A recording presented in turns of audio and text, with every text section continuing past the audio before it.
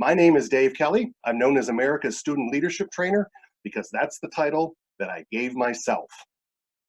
I think a title taken or made up is better than one earned or elected, but I know a lot of you, maybe all of you, are in elected roles or appointed roles. We've got a lot of advisors here, over 200 advisors registered for this session today.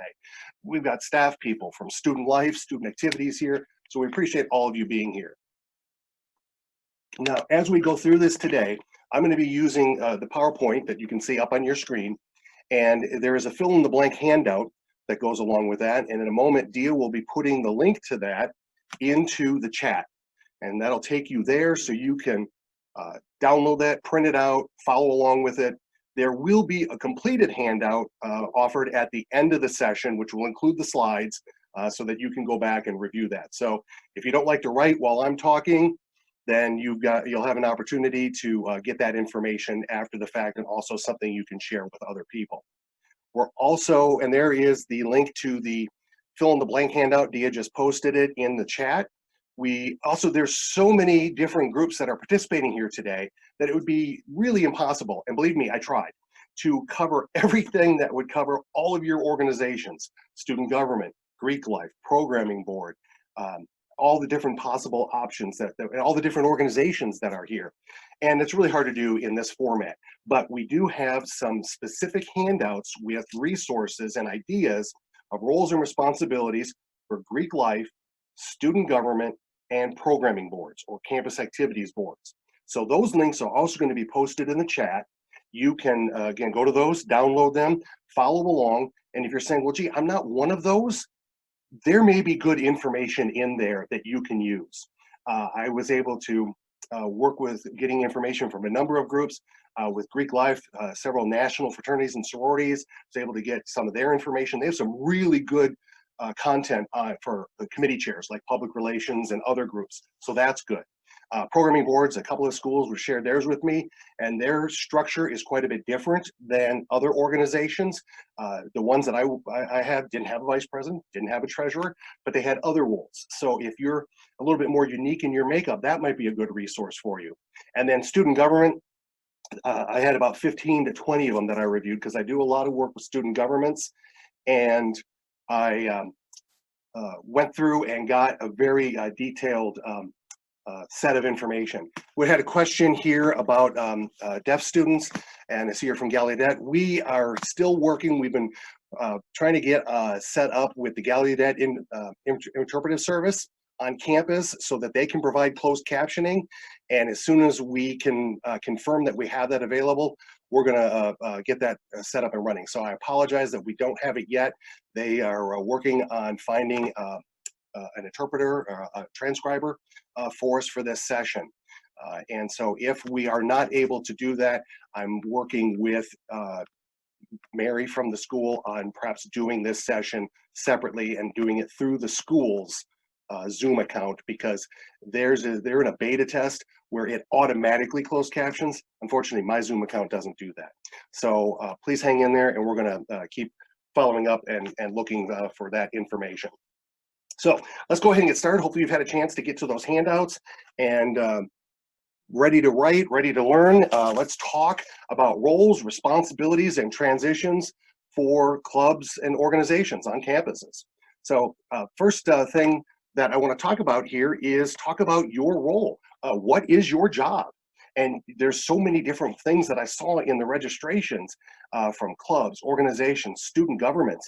There's all kinds of different titles. So I've picked the most basic ones, and hopefully you can apply that to your situation.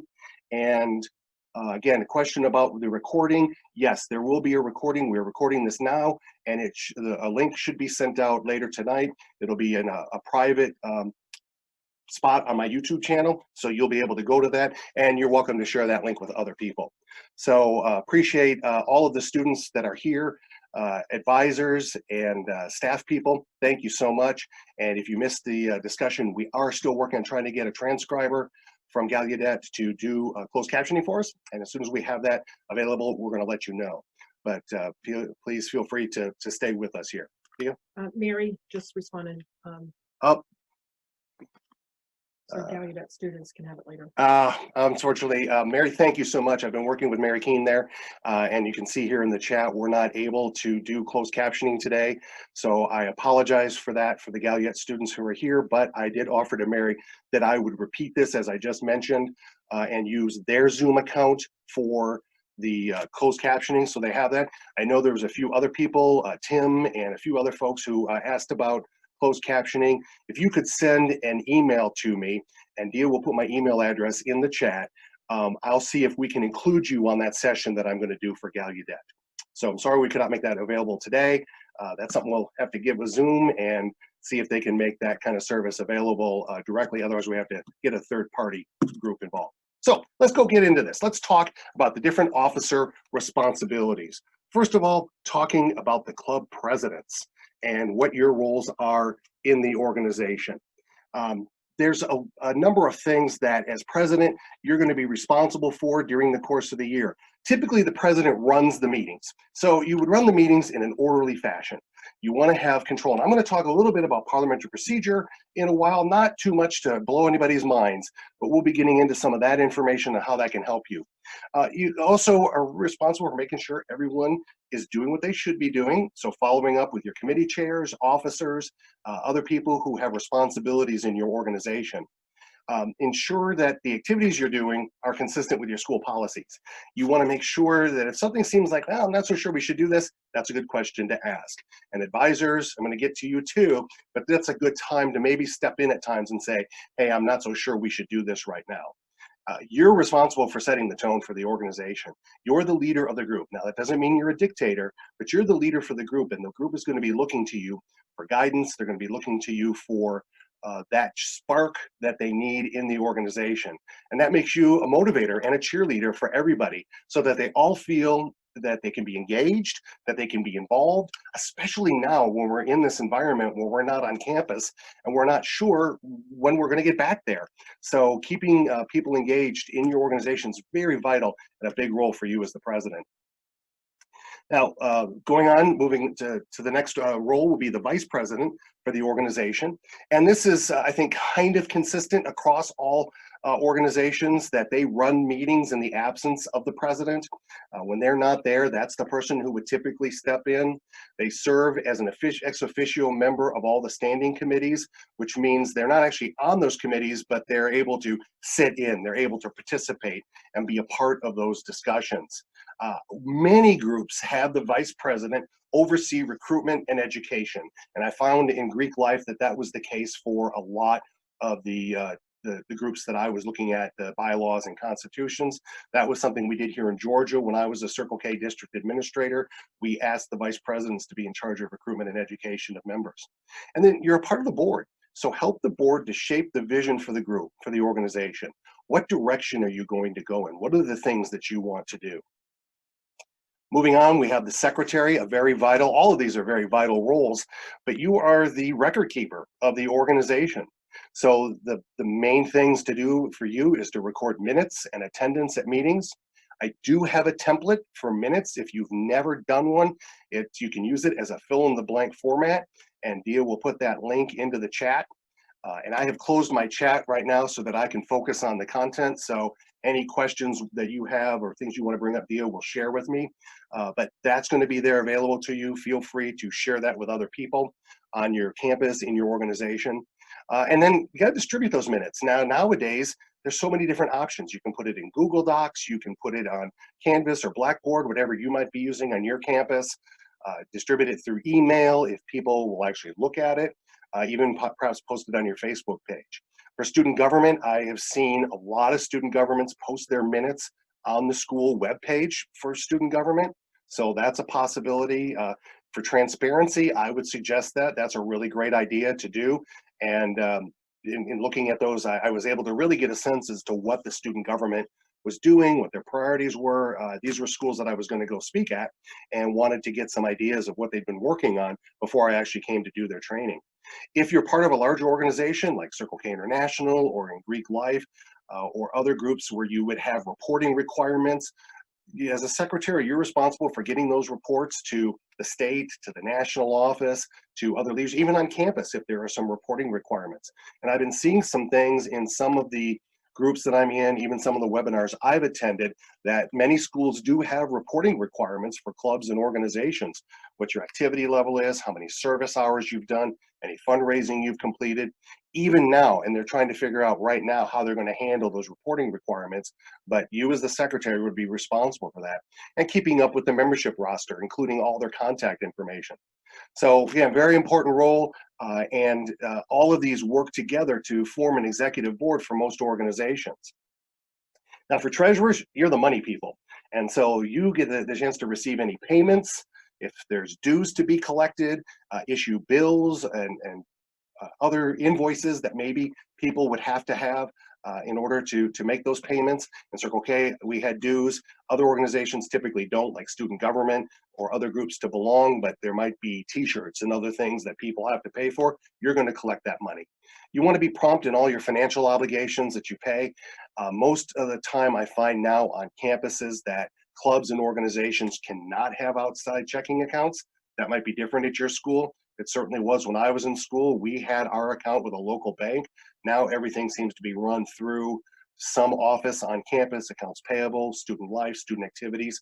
So it should be just a matter of you submitting something for payment and asking that to be taken care of. But follow up and make sure that it's done.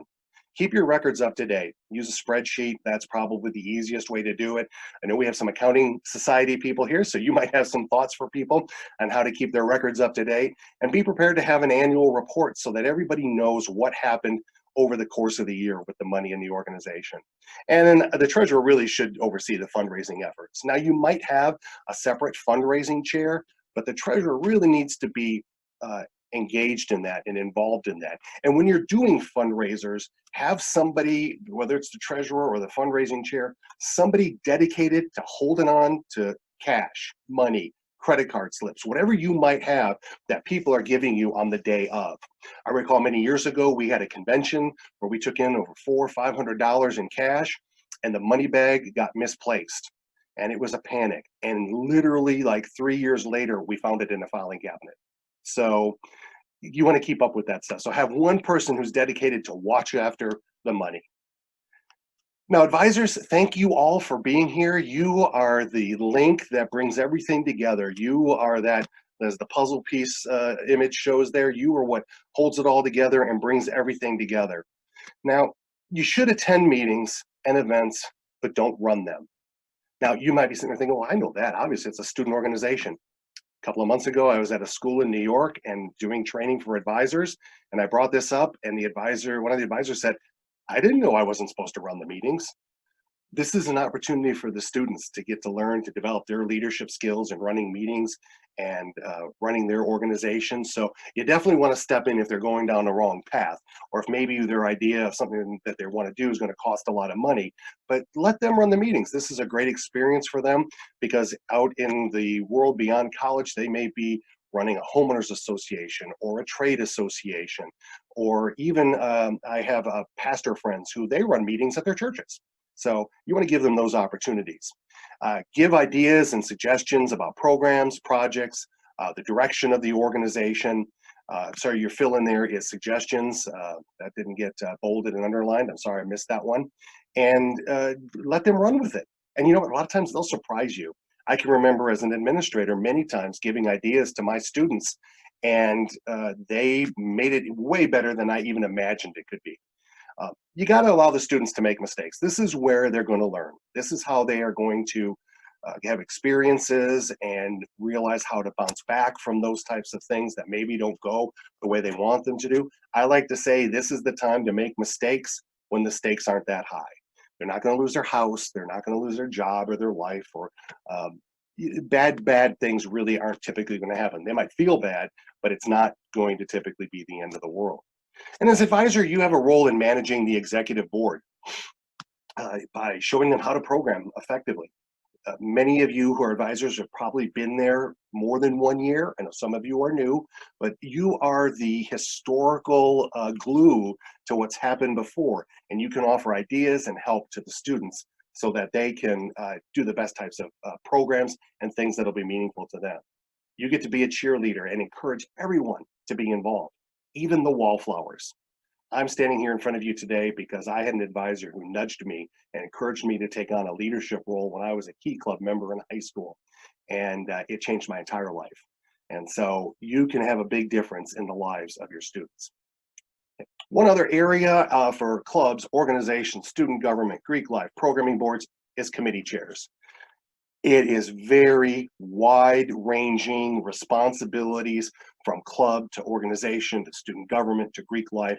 And so it's hard for me to put all of that in here. But again, I refer you to those other handouts. The student government one, the Greek life one, and the programming board one has got some really good material on committee chairs that you might want to look at. And so as chairs, you want to recruit people to participate with you. Just because you're the chair doesn't mean you have to do all the work. Get other members involved. That's why you have other people in an organization. You shouldn't be trying to do everything yourself. You're going to run those meetings and then report back to the group or the club on your activities. Now, I came through and going through, this is not by any means a complete listing of all the committees that you could possibly have. There are so many more that I could have put here, but I just wanted to give you some ideas from some of the different groups. Alumni relations, that was in the Greek life materials that I saw. That also could be good for any organization. Nowadays, it's really easy to keep in touch with people through social media. So why not have somebody who keeps in touch with your former members, your old officers, and maybe help keep them engaged. Even if they take off and go somewhere else around the world, you can still be in touch with them. So keep them engaged. Community service, if that's an aspect of your organization, that can be a very important committee. You might even have several different committees in the community service realm for different projects, fundraisers, and events. Concerts, that was the programming board. I saw that in several of the documents that I was looking at, and just all over the place. Pretty much membership recruitment and retention, everybody needs that. So no matter who you are, that is a great committee to be involved with and to be a part of. So figure out what you need and then structure that so that you can get people involved. And you know, a really great thing with committees is it's a great opportunity for people who might be apprehensive about running for an elected position to still take on a leadership role. It's also a great place for new members to get engaged and build their leadership skills. One of the things that I like to talk about in recruitment, we always do this thing where we're selling other people on our organization and what we do. Let's ask them what they want to do. And then when they tell you, put them in charge of it. Make them the chair. Now you've got a new activity or project for your organization, and you're creating leaders to take over and lead the organization in the future. Plus, hopefully it's something they're passionate about because it was their idea. Okay.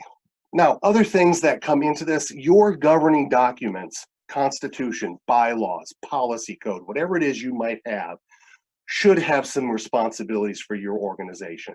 If you're not sure where those governing documents are, they're typically in the student activities office, a copy of that, student life office, student government, whoever is responsible for recognizing and approving organizations on your campus should have a copy of these governing documents, constitution, bylaws. Advisors, you might have some of this information, and check it out and make sure it's up to date.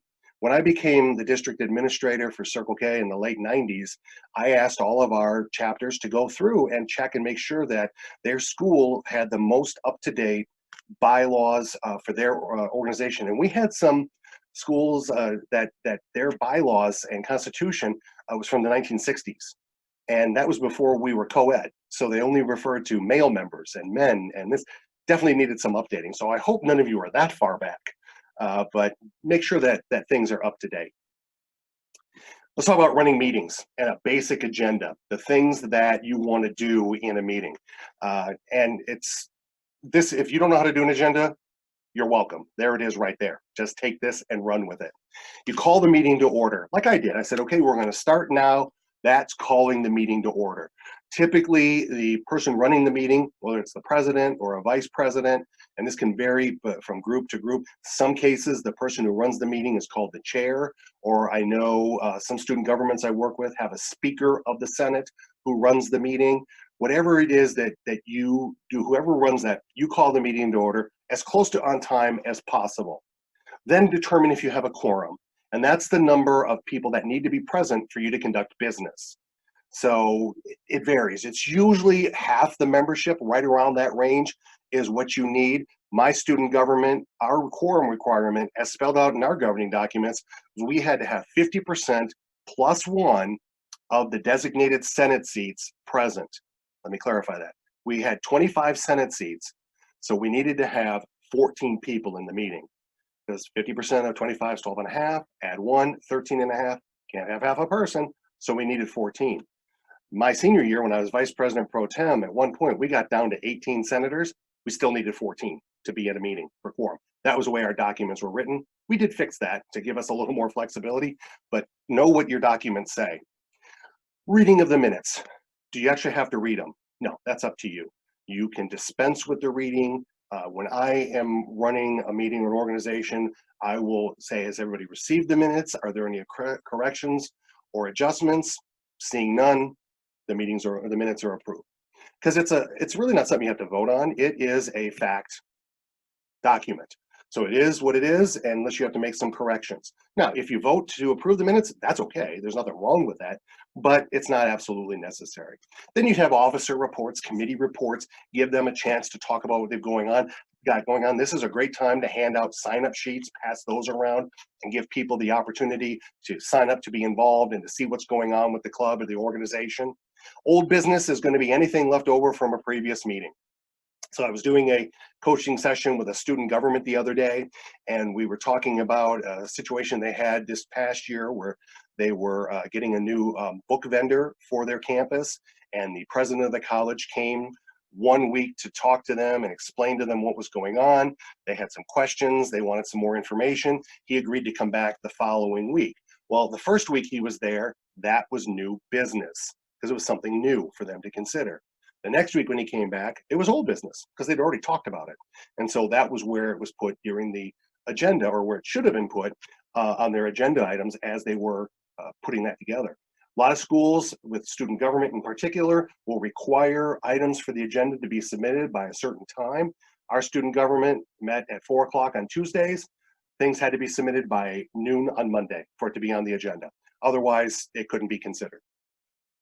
And then you would have announcements. This could be a great time for members to talk about things they're involved with, for groups like student government to allow clubs and organizations to make announcements about upcoming activities, for the programming board to share events that are coming up on campus. So this would be a spot for you to do that, and then you would adjourn the meeting. And there's really 3 ways to adjourn a meeting. One, the one I usually use is there any other business to come before us today? Seeing none, meeting adjourned. You can have a motion, and someone can move to adjourn a meeting, and then someone can second it, and then you move to a vote on whether or not to adjourn the meeting. That, and I'm going to get into motions in a little bit, but that's one of those motions that you can't debate. You just either vote yes or you vote no. You don't talk about whether or not to adjourn the meeting. And then the third thing is a time certain, where there is a certain time set aside where the meeting will be done. Like today, this session will be done at 3 o'clock, or at least the content portion will be. If there's questions that need to be asked and questions that I can answer for you, I'll stay here as long as you have questions. And as I said, I got about 25 that came in prior to this session. So I'll be done with the prepared portion of this session by 3 o'clock, but we may keep going, but you're at that point certainly free to go. And that's a way that you can end a meeting, is to have a time certain. So those are some of the things that would happen. How strict do you have to be with all these things? That's up to you. I would say an agenda is very important no matter what group you are. When I was Circle K administrator, I recall 2 times where I came into meetings, and one, the club president was laying on the floor and just saying, so what do you guys want to talk about tonight? And then another time, a different club, the club president was laying on the table up front, and was basically the same thing. I had a little training session with both of them after their meeting was over. So do this because it helps give a sense of purpose and control for the meeting, so people know what's going on and what to expect. You got a question for me? Somebody's a part of an institution that has made the decision to move to virtual classes in the fall. Considering organizational structure and operations, would you suggest doing a complete overhaul of our bylaws, or should we look at creating an addendum to our current bylaws identifying procedures for virtual meetings? Great question, and it sounds like that was in the chat, so you may have seen this. The school is going to go fully virtual for the fall. Does that mean you have to totally revise your bylaws now in order to work in a virtual realm? No, I would suggest you could add an addendum that would allow you to do things. Your constitution and bylaws are your procedures, and roles will be spelled out, but how you function can be done through something maybe called standing rules or policies. So you could do an addendum like that that would allow you to meet virtually, have virtual activities, things like that. So that's a great question. Don't go through that whole process, because hopefully this is a short time thing, short relatively meaning a few months, maybe no more than a year, hopefully, and that we should be able to be back on campuses. And so you don't want to have to go through that process again later to reinstate your formal documents. Great question. Okay. Now, again, moving on with running meetings and parliamentary procedure basics, what can members do? You can make motions. I move that we have a leadership webinar on Wednesday, May 20th at 2 p.m. That would be a motion. And then somebody seconds it. What does a second mean? It means at least one other person wants to talk about the topic that you've brought up. Now, here's the thing, and a lot of people don't realize this. You don't have to be in favor of the motion.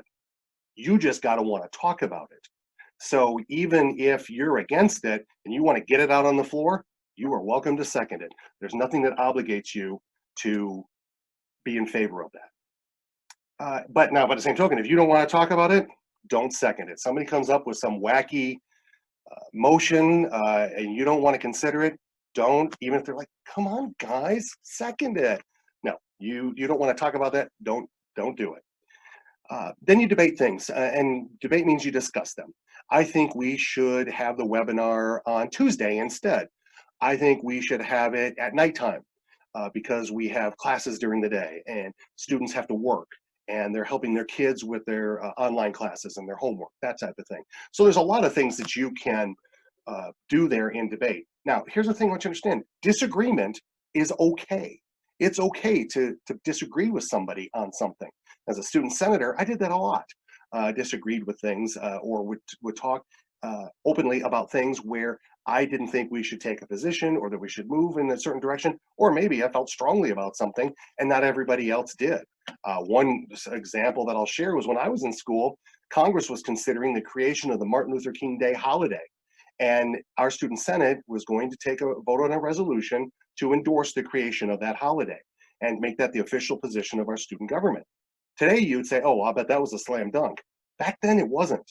I was a student in Wisconsin, and that was not a very diverse state at the time. So there were a lot of people who didn't understand why we needed another holiday, especially just a couple of weeks after Christmas, New Year's, that type of thing. So it was not a slam dunk. And so I advocated for it, worked a lot with our Multicultural Education Center, and we did endorse that. And then we sent copies of that resolution to our governor, to our congressional delegation, to the White House, endorsing that. So it's okay to disagree. Here's the thing, your disagreement can't be personal.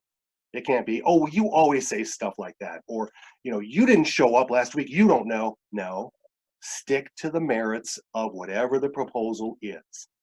That's how you do proper debate. And then you vote. You can say yes or no, you can raise your hands.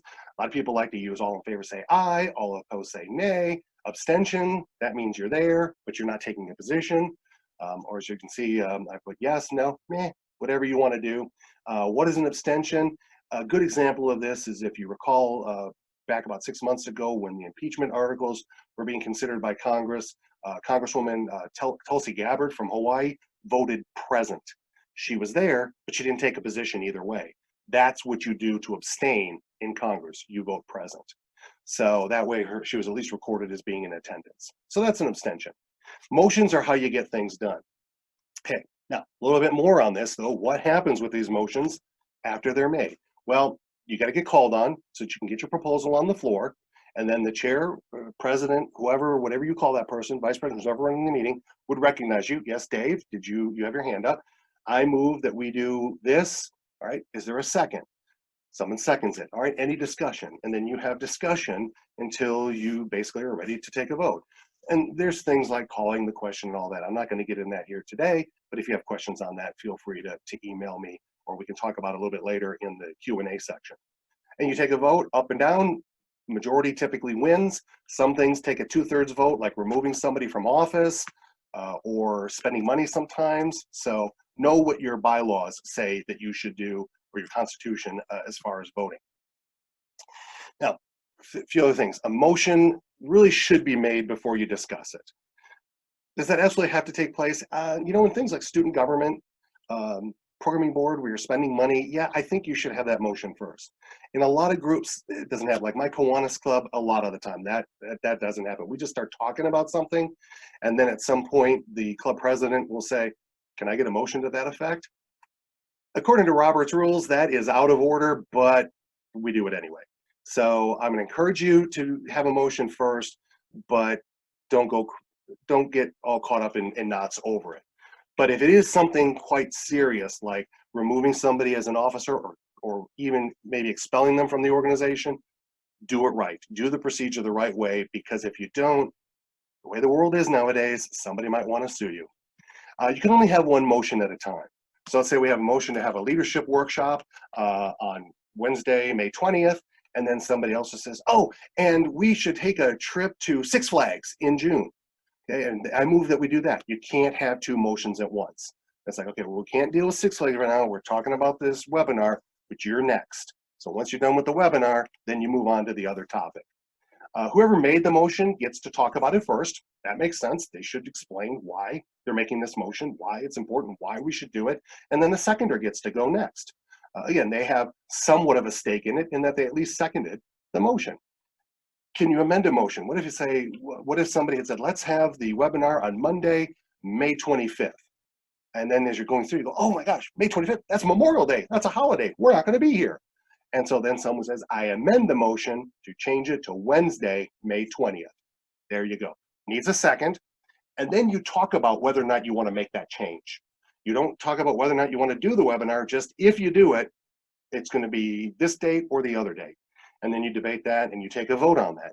If you vote in favor of the change, well, then now that becomes part of the original motion, which you still have to finish talking about because you didn't vote yes on that. So then you're talking about, okay, now we're going to do this date and we're going to talk about the webinar. You can be in favor of an amendment, but be against the main motion. Wait, what does that mean? What it does is it allows you to make it so it's more acceptable to you. You might be like, well, I don't want to do this workshop, but if we got to, I want it on the 20th. Okay, so that way you can talk against it, you can vote against it.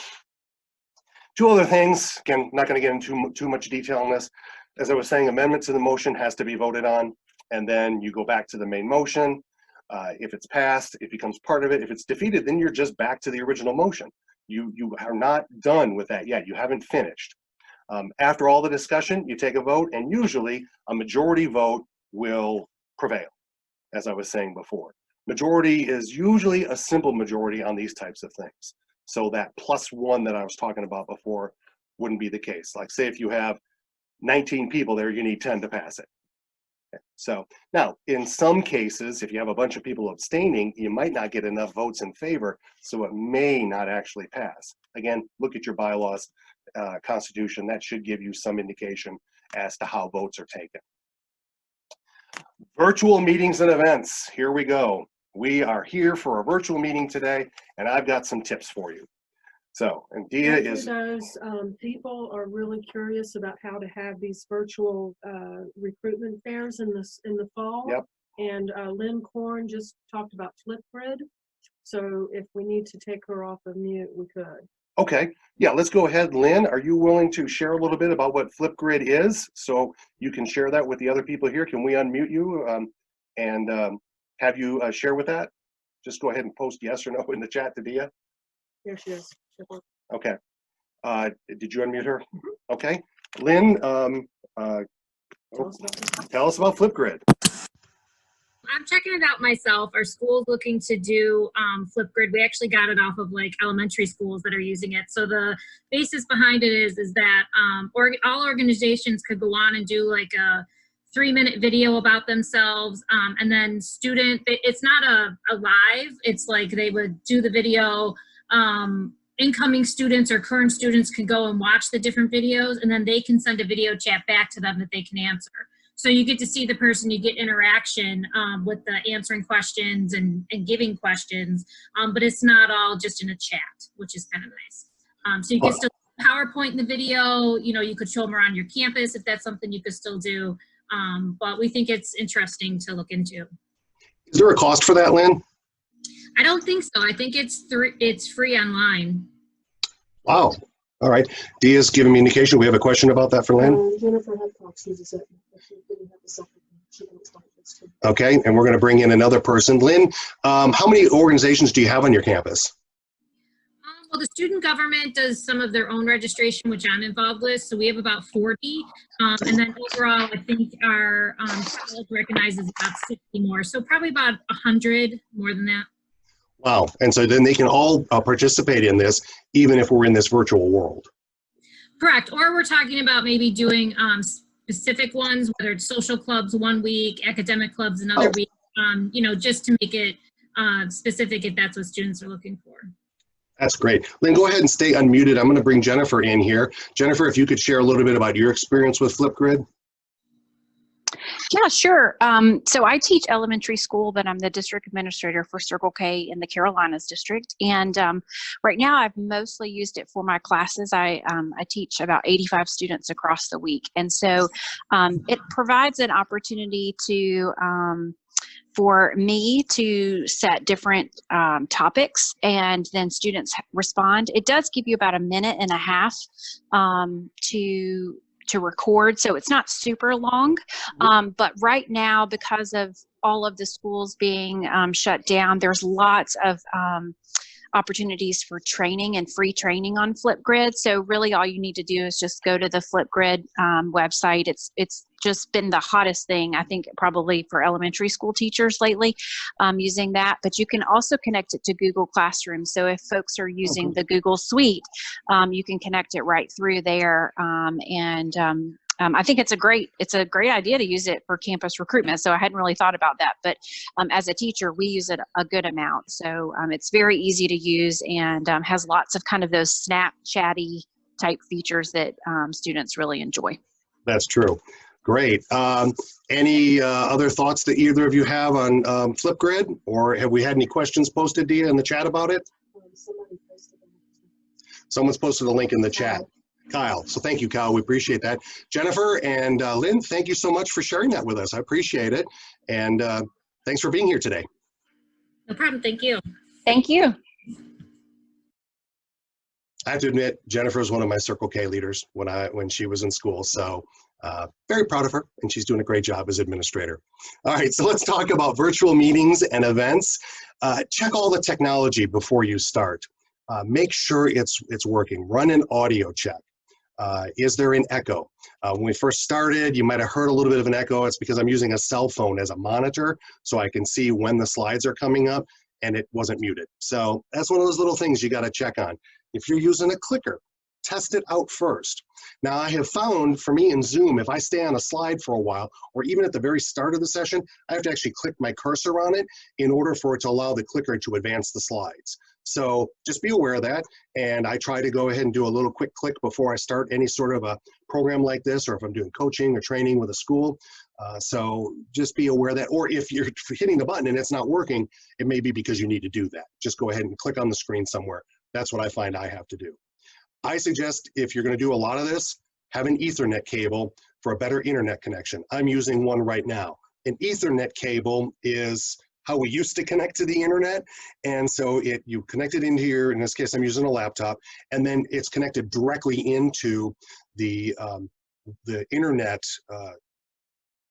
technology that we have here. There's ports in the back of it that I plug that into, and that gives me a little bit better connection, because Wi-Fi can be a little wonky at times, and so if you have problems with like pauses and kind of sticks in your meetings, that's a great way to end that.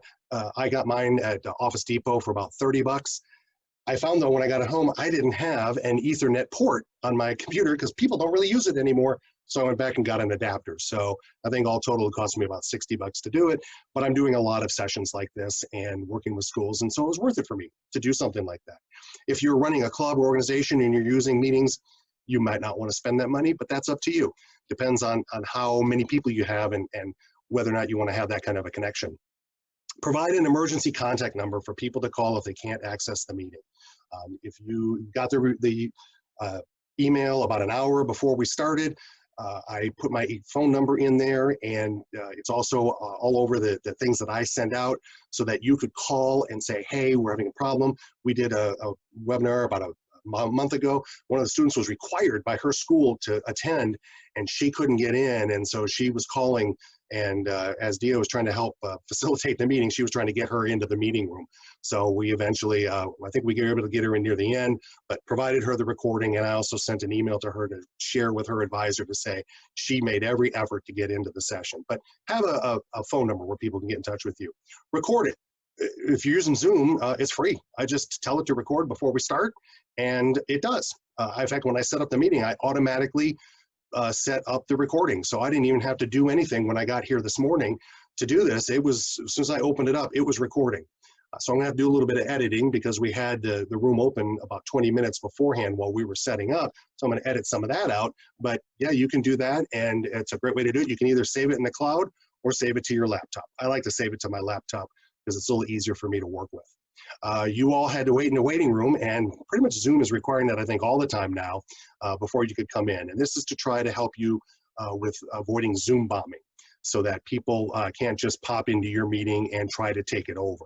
So you want to make sure that you use that feature, and you don't have to click everybody at once. When we finally were finally ready to let people in, we had about 130 people waiting, and you just click admit all, and boom, they all came in at one time.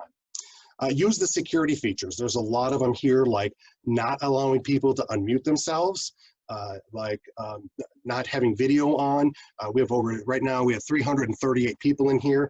It'd be great if I could allow all of you to talk, but we'd be here for a while. And so you might, in some meetings, not want to do that. The coaching session I had the other day was with 5 students, 2 advisors, and the dean of students also sat in on it. We didn't mute anybody. I said, just, if you have something to say, just go for it, or raise your hand and I'll see you, because it was small enough that I could manage it. So you might not need to do something like that. But look for other things. There's a feature in there where you can not allow people to rename themselves. So you got my name on the bottom of the screen there, but let's say I want to, cause trouble. I might go in and put something that you wouldn't want the rest of the world to see. And I had a speaker friend who taught me that one, and she typed in some words that I wouldn't want to share with the rest of the world. That was in a testing mode, so she was helping me out. You can also, with the screen sharing, turn off the ability for people to annotate or mark on the slides. And again, that might be something you want to do so that people can't get in and mess up your slides. And look for the security features and use them, because people are trying to get in and mess things up, and you don't need that. All right, so we're going to talk a little bit more about virtual meetings and events and recruiting when we get into the question and answers. But as you have questions, feel free to post them. And if we can get some people to help us out like we just did, I'm happy to do that. So what else can I do for you besides have you be here today? You can bring me to your campus, your convention, your organization. I'm a keynote speaker. I have lots of great workshops and sessions. I do new student orientations, do a lot of student government training. I also do a lot with parliamentary procedure, with programming boards and Greek life, community service. I have a big program on that called Building Leaders Through Service. So I encourage you to check out my website and see what I have. I have some virtual offerings right now, some special pricing through the summer to help keep your organizations active and involved. And I've been doing a number of these over the last few weeks for schools on topics like membership retention, risk management, and other things for campus organizations. So check that out. And I think this is something that's going to probably continue for a while. So even after we're back on campus, if you're looking for something and you want to do it virtually, I'd be happy to do that for you. I try to make my programs fun, but I also try to make sure there's a lot of content, which I think works well in the virtual world. If you were to book me for an on-campus or a video program or keynote, I'll give you 25 copies free of my latest book, Building Leaders Through Service, The Quality of Visionary Leaders, as a thank you for having me come and be a part of your campus. So that's available to you. And also, though, if you're saying, well, gee, Dave, I want to get a copy, I'll knock off $3 if you order one because you were here in this webinar. I appreciate you being here, and I have them here at home. I will sign them and mail them out to you, and you can have that author signed copy. So you can do that. And you can also go to my website and check out my other books. There's several places on web pages that show where you can go to books published by Dave on leadership and motivation. And another offer I made a mention earlier about one of the schools that I'm doing a review of their governing documents. I have them here, and it's about an hour after we get done with this, I'm going to be hopefully getting deep into their documents. I've been through them a few times already, and make suggestions on things that could be done in order to cover things that they hadn't considered, or maybe there's some holes in there. There's one that I have right now that I'm working with that they talk about having an executive board, but they never define it in their governing documents.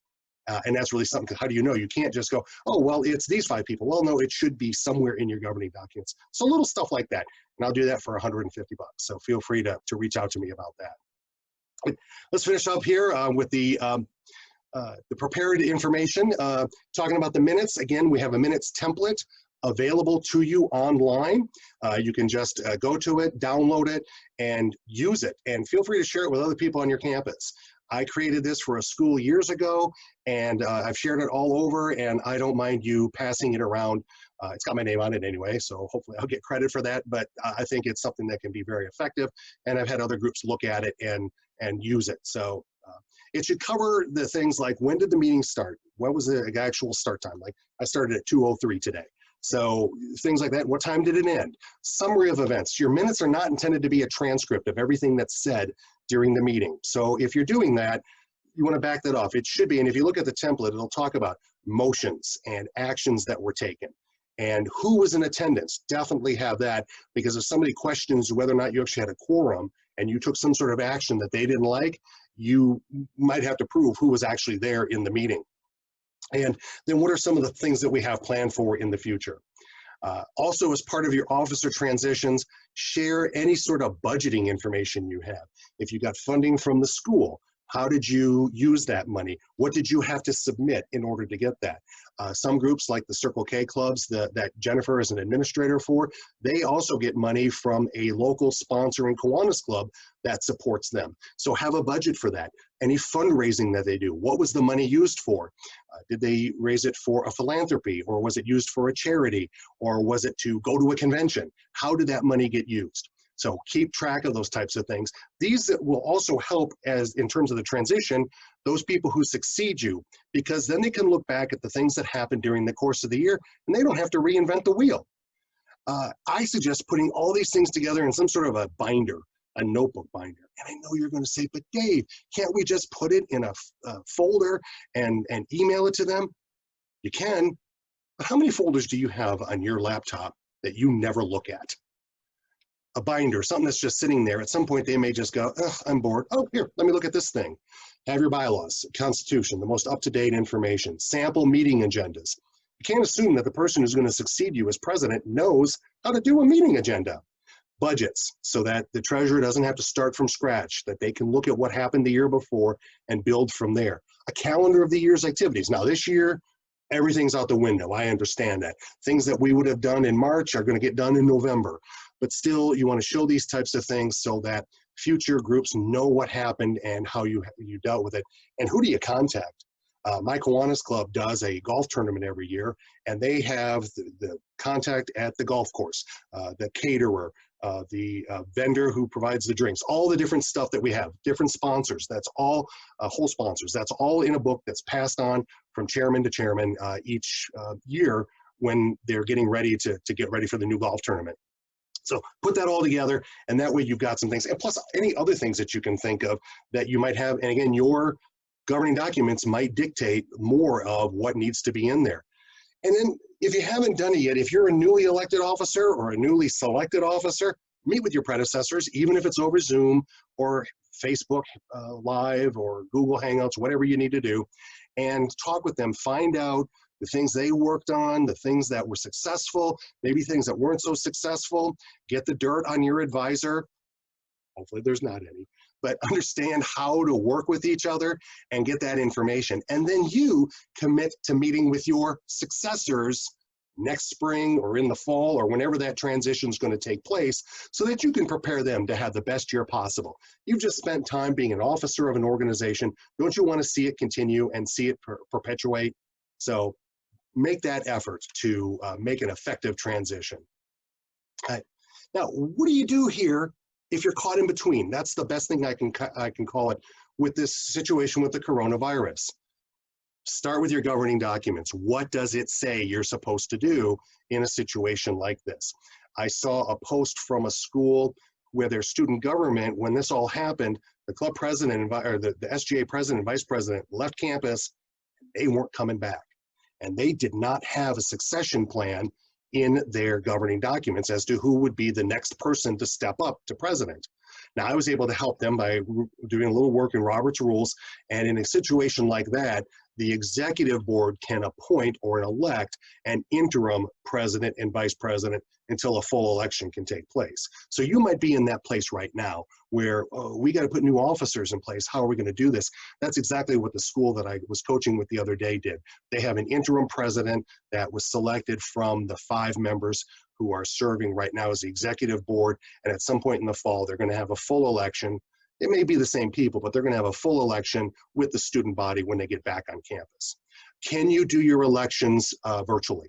Can you do them on some sort of a format online? There are actually programs that will allow you to do that. Another school I coached with did their whole student government election online even before all this happened. So they worked it out with their IT department. They used something within Microsoft that allowed them to secure the votes and confirm that people were only voting once. And they elected a whole new slate of officers and had a chance to coach with them, and they're working and going. Wow, I can see here in the chat, Dia just told me, Raphael, your group had a virtual debate beforehand. Sure, absolutely. You see, there's a lot of things you can do here and make it accessible to people. Plus, always record it. That way the people who couldn't be there can watch it later. And that can have a big impact on their involvement in whether it's student government or any other organization. Use all the technology that you can think of. Zoom, Skype, Snapchat, whatever, Flipgrid, we just heard about a few minutes ago. Take advantage of those things and use them, and even keep using them after the fact. The Kiwanis Club I belong to meets about 35 minutes away, and in Atlanta, 35 minutes can be an hour and a half, sometimes with traffic. So it's hard for me to get there. But we've been doing Zoom meetings, and plus I also travel a lot, so a lot of times I'm gone those days. I said, guys, if you keep this up after we get back into having in-person meetings, you're going to see a lot better of attendance out of me, because if I can't make it or if I'm out of town, I might still be able to participate in the meeting. This is great for your members who might have kids. They can't get away to a meeting. We don't know what's going to happen with elementary and middle school and high schools in the fall, so it may be a challenge for them to come participate even if you're back on campus. So follow through and keep using the technology. And again, record it. Get your alumni to give you ideas and help and guidance. They may know of a situation that happened during their time where they can say, well, this is how we did it. This assistant dean helped us to get through this point, so you can do those types of things to get that help. Here's the big thing. Put your egos to the side. This is the time to be a serving leader. Whatever you have to do, get it done. The important thing is for your organization to continue to grow and to thrive and to be active. Now, we're going to talk about that a little bit in the question and answer period. Should you even be active now? And that came up in a group that I was in the other day. That's one campus, their advisors are like, should this really be a priority for us? I think, yeah, because students want to be engaged. They are now in remote places, and just going to class online isn't enough to keep them involved and engaged on campus. So provide ways for them to be able to do that.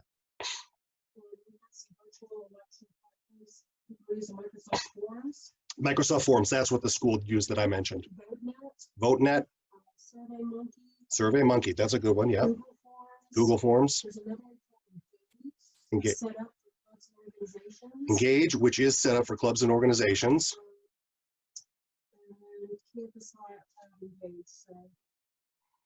Yeah, so lots of different ways of doing that.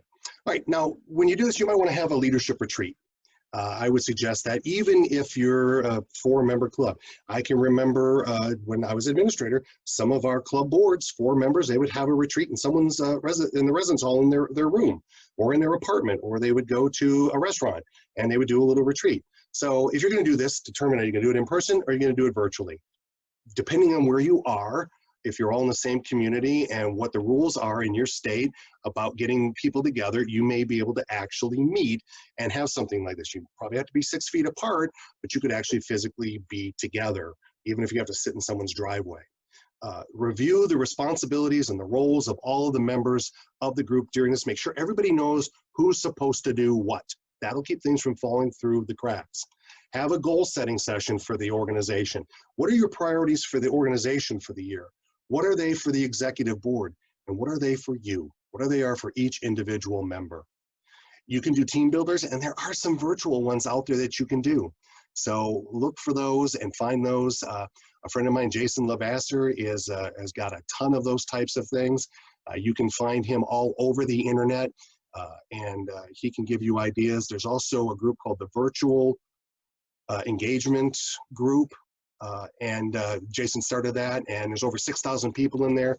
Find that, be a part of that, and you can find those types of things there. Have good content, but make the learning fun. However that you need to go about doing that. I like to use stories and examples during my programs to help people be connected to the information. And so that's something that I would suggest for you as well. And I want to share with you some Facebook groups. Sorry, we still have people actually coming into the meeting, so I was admitting someone right there. There's a lot of people who are already talking about getting together after this. Okay. So we'll see that later. Super, super. Here are some groups. If you're in student government leaders and advisors, that is a group that I moderate and put together. It arose out of some webinars I did last month. We got about 90 members in there now, so you are welcome to come join that, even if you're not in student government. Lots of good ideas in there. Student organization leaders and officers is another group that I moderate. I created a few years ago. Jennifer, who spoke to us about Flipgrid, is a member of that group, so I encourage you to go in there. Collegiate leadership professionals, I also moderate that. That's for those of you who are staff people, activities directors, for you to come in and join. There is a group called Student Organization Advisors. I don't moderate that one. It's a really good group. I belong to that, and I see a lot of good things in that group, so I would encourage you to think about joining that if you're an advisor of any student group. There's one I didn't put up here that I realized as we were going through the session. It's called Student Government Advisors. And that is a private group. I'm not a member of it because I can't be one. I'm not a student government advisor. So that might be something for you to look at. And then there's other groups like American Student Government Association. They do some great work and have a lot of great resources. You don't have to be a member of their group to be in their organization, to be in their Facebook group. The Association for the Promotion of Campus Activities has an online engagement group. Same thing, you don't have to be a member of it to join the Facebook group. Jason's group is the Virtual Event Ideas Community. And so there's a lot of stuff there. Got a lot of musicians and bands and magicians and comedians doing stuff in there. So check it out. It's a lot of fun. There's a lot of great information. And NACA, the last one there on the list, they're doing something weekly called Coffee and Conversation. They just had one yesterday on student leaders. They had one last week on virtual recruitment fairs. So those are some great resources for you to go to, and they don't cost anything. Let me give a timeout sign by Dia. What do we have? And now I am done. So I'm sorry, I went a minute over, but that is the prepared information that I had for today. Now I have a bunch of questions that were submitted in advance, so I am going to go into those, and I will stay here till they're answered. And also any questions that you have, this will be a time for us to take those up. So I appreciate you being here. If you need to leave, thank you. The recording is still on, so even if you need to leave, you can watch me go through the questions after the fact. We're also going to have a completed handout with all these slides on it, so if you didn't take notes, you'll have that information, and you'll get the recording link as well. All right, so let's get into some of the questions. And what I'm going to do is I will put a question up, and after I get into it for a moment, I'm going to move to the next question. That way, if you've got feedback that you want to share on it, or you have a question that you want to piggyback off of it, you can jump in and do that. So the first question I have here, and I need to move the monitor screen there. What are some suggestions and creative ideas on how to engage more students to participate in virtual events? I have some ideas, but I'd love to hear your ideas as well. Some of the things that I have seen being done is, if you're from the programming board, they're giving away gift cards for people to participate in this. They're doing a drawing, and then they're mailing them to the students. There is a group that does trivia. This is something you have to pay for, but they'll do trivia for your campus, and they actually will mail out the gift cards for you. So the students provide their name and address. They provide it to the group, so you shouldn't have a FERPA issue there. but you can work those types of things together. And they're really getting some great participation. Online bingo. Anybody can do it. There are some do-it-yourself online bingo types of things out there that you can find. And in the APGA group recently, another speaker friend of mine named Del Suggs put in how to do online bingo and create your own. And so you could find it there, or I believe you can go to Del, D-E-L, Suggs with 2 Gs.com, and you can find that on his page or email him about that information. And so those are a couple ideas that I have. I think, again, a recording can help improve your engagement and your involvement so that people can go back and watch it later on. Any ideas that any of you have, I certainly love to hear those and see those.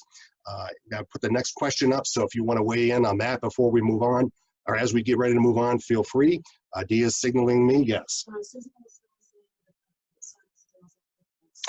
I don't know. I will see if I can find that. So Dia, please make a note. We'll find that, and we'll see. We'll put it in the follow-up email that's going to come to you with the recording information. So we'll find that. I know where to find it. I just don't know what the name of it is off the top of my head. Okay, so great question, Susie. Thank you. That was who's mailing out the gift cards for trivia. I think it might be Bobby K is doing the mail out. So Bobby K Entertainment, contact them, say, hey, Dave said this. Are you the guys who do that? But I will still try to find that. And even if it is them, I'll go ahead and confirm that for you. Wow, a virtual run, and then they mail the medals. And I've seen some of that where people are doing fun runs and other things, fundraising runs, and where people are doing it around their neighborhoods or even in their own house. And then they're sending in their time, and it can be a great way to engage people and fun. I think you got to be creative with this. What works well for you? Can you do service through virtual? Yeah, you can. Get people together in a Zoom room and make something. One of my favorite things to make is doggy tug toys. You take an old t-shirt and you cut it into strips, and you get 3 strips, knot them together, braid it, and knot it again, and it is a doggy tug toy for an animal in a shelter. And so we donate those to the Humane Society, or you can donate them to any sort of shelter in your neighborhood, your area, and it's a great thing. So you could be making those while you're talking in a Zoom chat.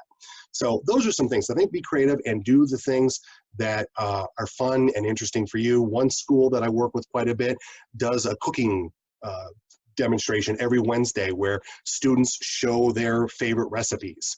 And so that's a great way to get people engaged. How can we continue to engage our volunteer programming team and student staff in a virtual world?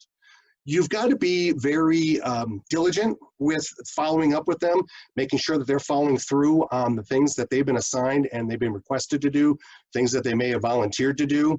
So again, it's like I was just talking about here, you got to be really creative with that. And I would say reaching out and also doing things beyond Zoom. Reach out and call. And people don't use their phones for calling anymore, but call and ask how they're doing. You can hear a lot, tone of voice and other things that maybe you don't get through a Zoom chat or through emails or through texting or GroupMe or things like that. So I would say that personal touch, wherever you can, depending on the rules of where you live, maybe you can actually physically meet somewhere as long as you're observing social distancing. So I think that those are some things that we have to do, and I'd love to see if anybody has some other ideas that you can share. Virtual probing events that people have had success with. I mentioned a few. There are bands, comedians, magicians. Magicians are really doing quite a bit, I'm seeing, on social media with a lot of schools. So that is a great way to get your students interested and involved. I have a friend who does painting. And so she does painting demonstrations, and students can do that in their own home. And getting the student body active online, I think you've got to give them incentives and reasons to participate. And if you can find ways for the kids to participate, that's a great idea.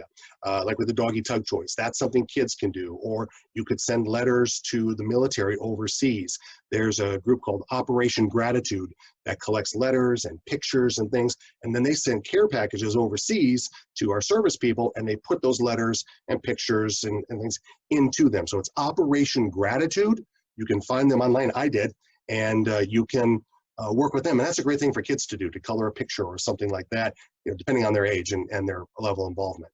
Okay, so the days, campus has been having Friends and Orgs take over Instagram and go live, and they did a Ooh. virtual fashion show, and they hired a DJ, and the student models went down their virtual runway at home. Wow. If you heard all that, there's a school, Monique's school, and it should be there in the chat, did a virtual fashion show with their clubs and organizations. They did an Instagram takeover of the school's account, or maybe the student life account, and they actually had a DJ playing the music, and they walked the runway in their own house. Yeah, you can do that. I've seen some people where they have a DJ that do a virtual dance party where same sort of thing. The DJ is playing the music and people are in their own homes dancing and partying and having a good time. So those are some things that you can do, and probably something you can work out locally.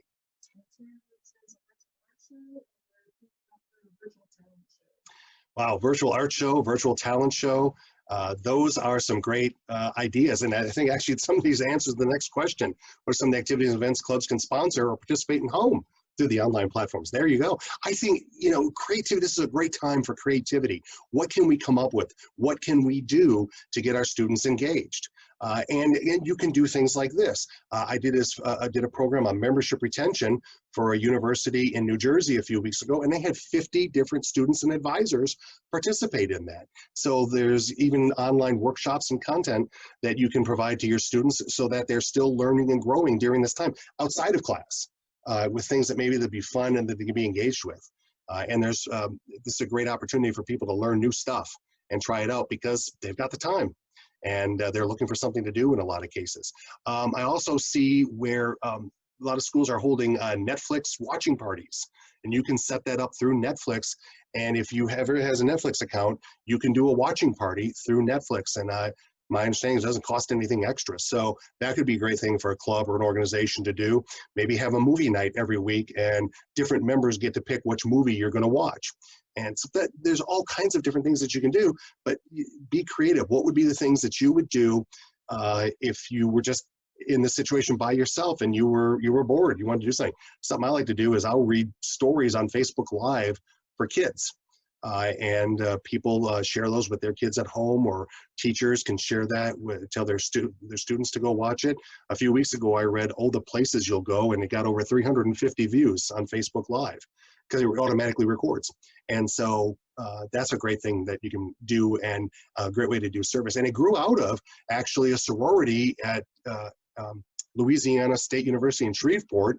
Wanted to figure out a way they could be engaged with the kids in the children's hospital. And so I have a children's story that I wrote. So I did a video of me performing that story. And then it grew from there, and I started reading books, and other members of the sorority started doing it too. And so they got a lot of involvement that way. Next question is, got this. These have all been sent in by people prior to this event. Responsible for relaunching student government this fall after 2 years of inactivity, and they're overwhelmed. They don't know how many students are going to be allowed on campus and how are they going to do it. I think that this can be the case for any club or organization. You are going to be in a situation where you're going to have to recruit virtually. And you heard with the Flipgrid some opportunities and other platforms where you can record videos about your organization and share how they can be involved. You can do the same thing with student government. You get the word out through this. I mean, take a look at this. We had 530 people register for this, and all of the word got out through email and social media. So these things do work, and people are more attuned to that because they're at home now and they have the opportunity to look at these things and check these things. So I would take advantage of all those things. Go step by step. First of all, assume you're going to be on campus unless you know you're not, and then figure out how you have to adapt. Stanford University did a virtual recruitment fair. I learned this in one of those NACA groups that I sat in on a week or two ago. It's online. If I don't have the link right here, but if you go to Stanford University and you go to their student life department, you can see it, and they broke it up by category, like service groups, religious groups, Greek life, that type of thing. And they had a panel of 4 to 5 students participating in that and explaining how students could be involved, and then a listing of all the clubs and organizations that fell under that category. So there's ways that you can do this, that you can get people involved and engaged on campus.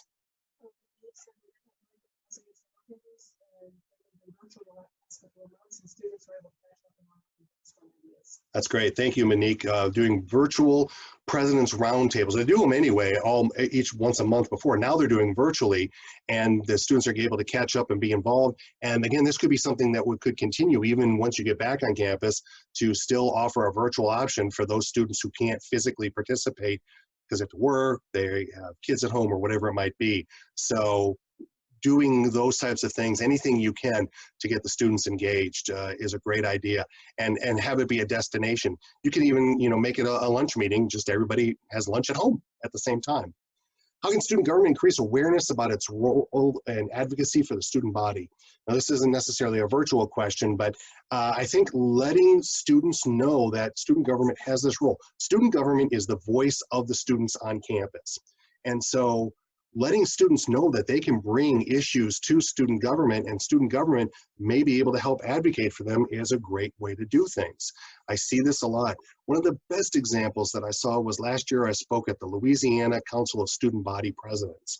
It's all of the public schools and colleges and universities, community colleges, technical colleges, four-year schools, about 65 campuses come together every couple of months, and they have meetings. They also do a legislative day at their state legislature in Baton Rouge. And last year there was a proposal to eliminate a scholarship fund called TOPS. And I believe it was for students, help with tuition, and it was the type of thing that you qualify for. We have something in Georgia called the Hope Scholarship, that type of thing. And they were going to defund it. So what they did was they got the students from all the campuses to come down for their legislative day, and they asked the students all to wear t-shirts and sweatshirts from colleges outside of the state of Louisiana, Alabama, Texas, Arkansas, that type of thing. And so as they were on campus, at the Capitol, the legislators were coming up to them and saying, wait a minute, why are you wearing that sweatshirt? Why are you wearing that t-shirt? I thought you went to school here in Louisiana. And the students say, well, I do, but if I didn't have TOPS, this is where I would have gone. They got their funding. So student government can have a very strong voice in advocating for issues important to students, to clubs and organizations. How do you increase that awareness? By letting them know what you're doing.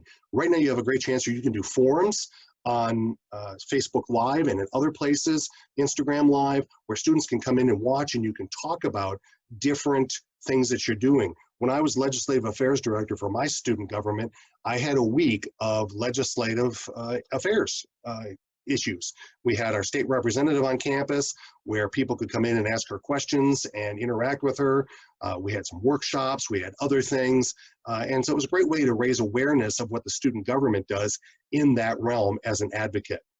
So finding ways to take that message to the students is really important. And I think now we're getting much more finding a lot more ways of doing that with the virtual situation we're in. And so you can use that and continue that. When you actually get on campus, then it's about visibility. And I suggest that student governments do tabling where you're out talking about issues. You can do service projects where students can stop by and say, hey, what are you doing? It's like, well, we're student government. We're making dog toys. And hey, you should come check us out and see what we're doing this afternoon. And that leads us into this next question. How can we get the students excited and engaged? I'm hoping some of the SGA advisors here can share some ideas, but especially with low voter turnout. That has been an issue since I was in student government and probably long before that too. Low voter turnout. So you've got to let people know that on your campus, one way or another, student government is involved and active, and it's something that they should have a role in. And you have now the way to give them access. We heard someone talk about they did a debate, a virtual debate for their elections during this time. You can do things like this on your campus and bring student government right into your students' homes. So find things that you sponsor virtual events that they want to come to and participate in, and put that student government name on it. So getting and then come and say, hey, we're student government, we do this, we do that, and now a band or whatever it might be that you're bringing to the students. So get your message out that way so that they want to be engaged, and then when election time comes around, then that they'll participate in that. And if you can find a way through Microsoft Forms or Google Docs or something else to make those elections online, I think you're going to increase your turnout because more people will, if they don't have to go anywhere, they'll participate. So some great questions. I did have a chance to see these in advance, so that helps. We've talked about recruiting through virtual platforms with Flipgrid and some other things. If anybody has any other ideas, I would appreciate you sharing those. But I think it's got to be, here's who we are, this is what we do, here's where you can contact us. We're a service group, here's some of our activities, our projects. Maybe you can incorporate video into that, or you can demonstrate a project or an activity that you do and get people to see how important it would be to, and how much they would enjoy being a part of your organization. So I think showing what you do anytime you can is a great way to recruit members and get them involved. And continuing on that recruitment, Olivia, here's your question. I hope you're still with us. How to recruit new members as a relatively unknown club on campus? She is in the point of trying to start this club right in the middle of all of this. And they're a filmmaking and film appreciation organization. I would think, you know, that doing the Netflix watching party is a great way to get students who are interested in movies and appreciating them, and then having a discussion afterwards. And maybe members of the club could lead this discussion. It might be just you, Olivia, lead this discussion about why this movie is important, what kind of awards it might have won. We have some friends, one of my former student leaders, our former student leaders, who they went through and they were watching all the Academy Award winning movies from, I think, 1950 on. And there are actually free platforms out there where you can go and you can watch old movies. So you can watch Laurel and Hardy, the Three Stooges, and other movies like that, movies from the 30s, 40s, 50s.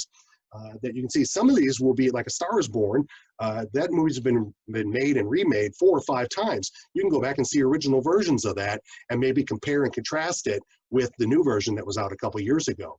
So that would be, I think, a way to get people engaged. As far as the filmmaking part of it, recruit people by encouraging them to have a contest, to submit short videos, TikTok, or whatever you might want to use, and give prizes for the best ones. Now you're getting your name out and getting people engaged with something they're already doing.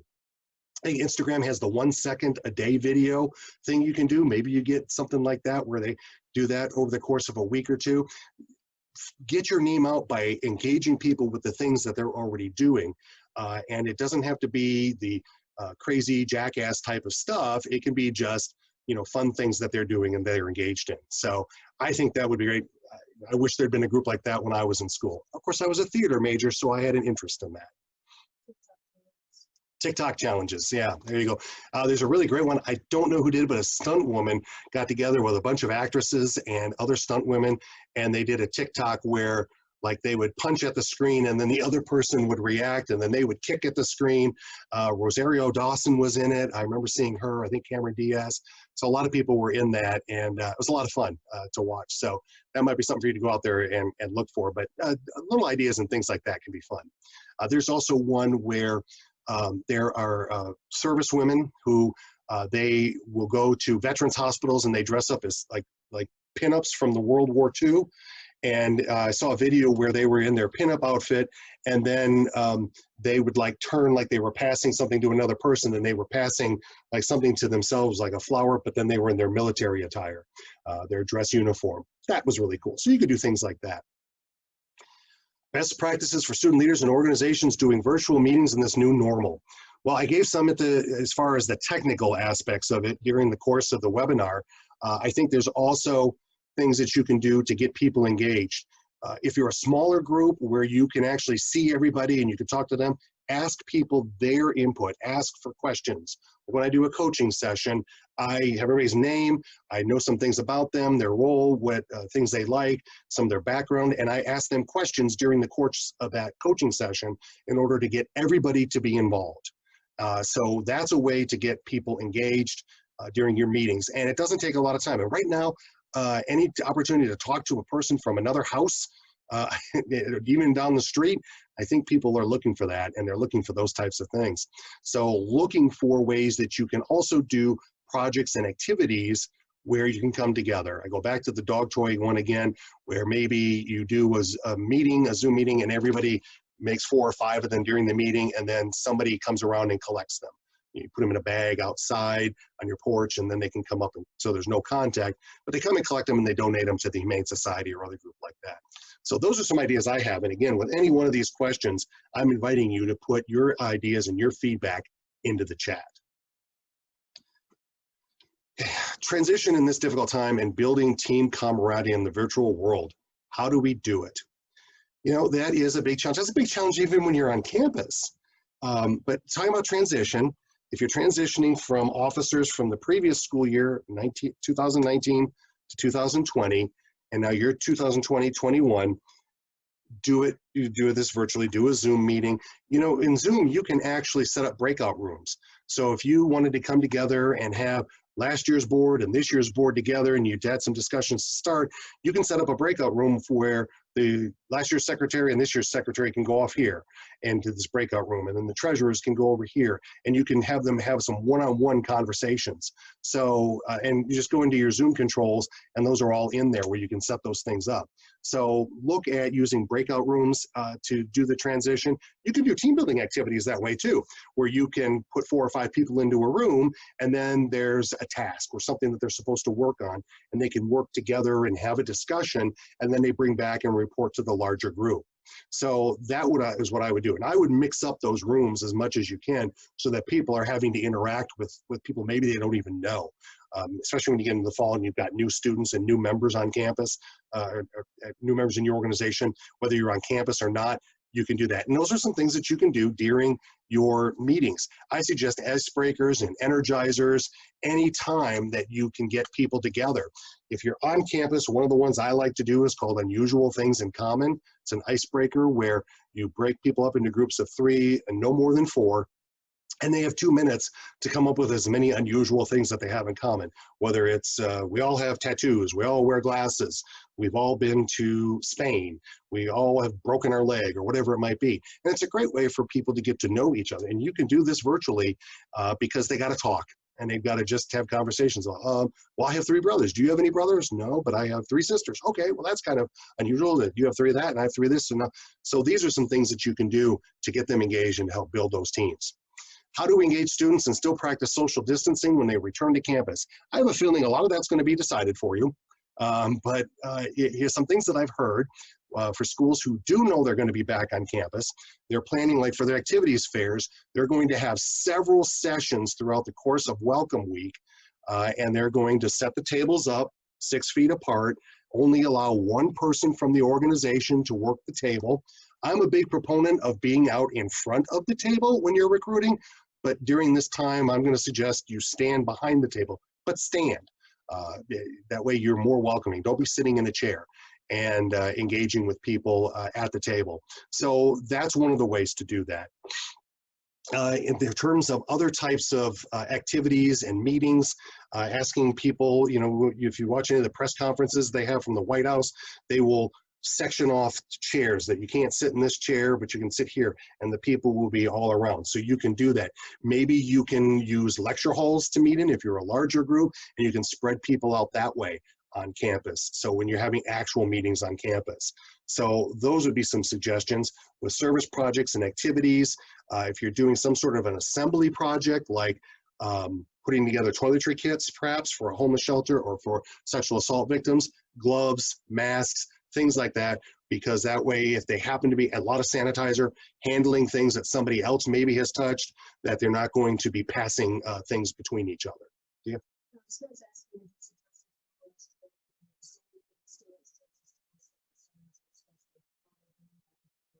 That's a great idea. I don't know who posted that, but having Tara, an SGA meeting over Zoom where students, and I assume by that you mean students who might not even be part of SGA, can come and express their concerns and also the things they've been experiencing during this time.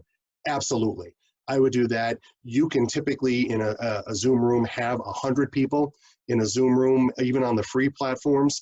And I know some of the school accounts, you have unlimited time. So you're not stuck with that 40-minute limit, but doing something like that would be a great idea.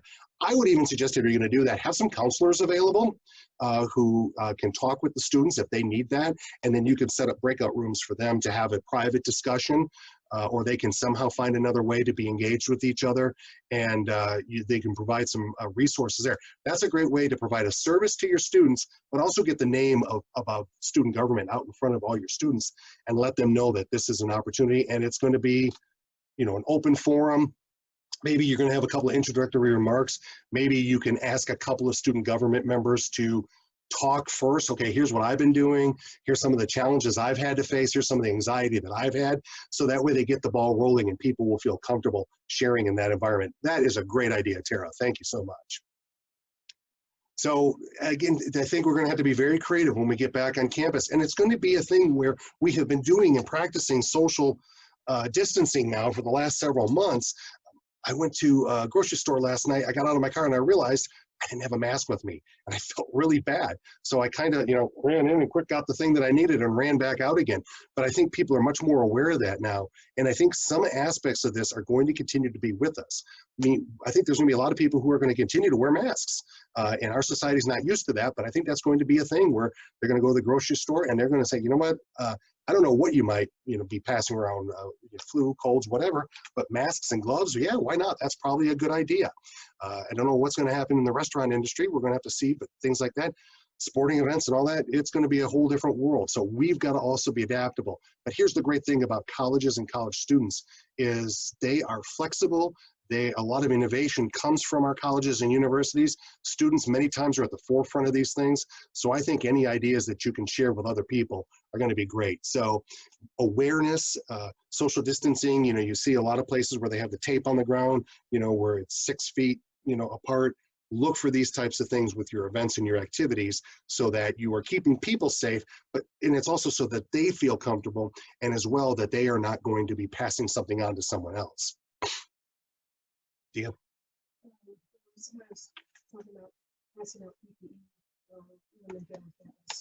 Wow. Actually passing out PPE when you get on campus, masks and things. If you are able to do that and you can provide, you're going to provide a level of security and comfort to your students and other people, maybe faculty and administration who might participate in your events.